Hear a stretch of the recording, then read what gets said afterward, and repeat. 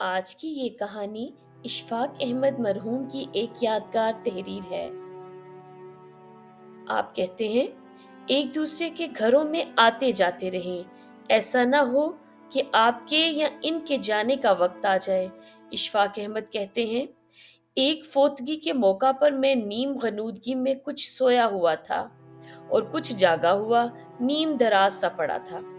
وہاں بچے بھی تھے جو آپس میں باتیں کر رہے تھے۔ ان میں سے ایک بچے کی بات نے مجھے چونکا دیا۔ وہ کہہ رہا تھا کہ کوئی فوت ہو جائے تو بڑا مزہ آتا ہے، ہم سب اکٹھے ہو جاتے ہیں اور سارے رشتے دار ملتے ہیں۔ پھر ایک بچے نے کہا کہ اب پتہ نہیں کون فوت ہوگا۔ نانا ناصر کافی بوڑھے ہو چکے ہیں، ان کی سفید داڑھی ہے، شاید اب وہ فوت ہوں گے۔ اس پر جھگڑا کھڑا ہو گیا اور وہ آپس میں بحث کرنے لگے۔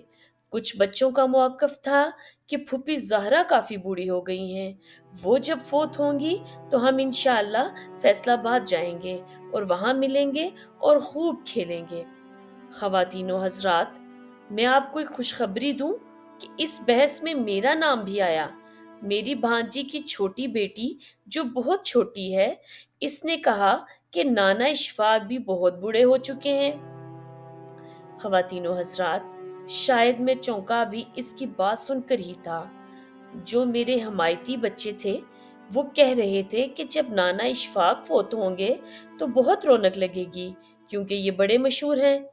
جب بچوں کا جھگڑا کچھ بڑھ گیا اور ان میں تلخی بڑھنے لگی تو ایک بچے نے کہا کہ جب نانا اشفاق فوت ہوں گے تو گورنر آئیں گے۔ اس پر ایک بچے نے کہا کہ نہیں، گورنر نہیں آئیں گے، بلکہ وہ پھولوں کی ایک چادر بھیج دیں گے کیونکہ گورنر بہت مصروف ہوتا ہے۔ تمہارے دادا یا نانا ابو اتنے بھی بڑے آدمی نہیں کہ ان کے فوت ہو جانے پر گورنر آئیں گے۔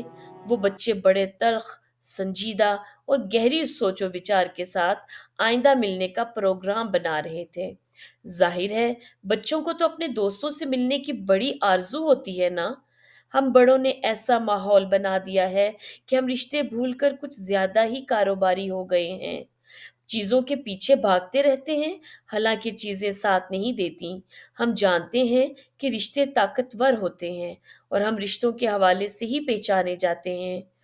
خدا کے لیے کوشش کریں کہ ہم اپنے رشتوں کو جوڑ سکیں، ایسی خلیج حائل نہ ہونے دیں کہ ملاقاتیں صرف کسی کے فوت ہو جانے کی مرہون منت ہی رہ جائیں۔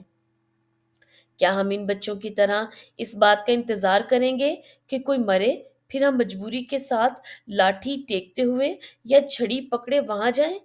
جب ہم کہیں جائیں تو یہ فخر دل میں ہونا چاہیے کہ میں ایک شخص سے ملنے جا رہا ہوں، مجھے اس سے کوئی دنیاوی غرض نہیں ہے، اس کے پاس اس لیے جا رہا ہوں کہ وہ مجھے بہت پیارا ہے۔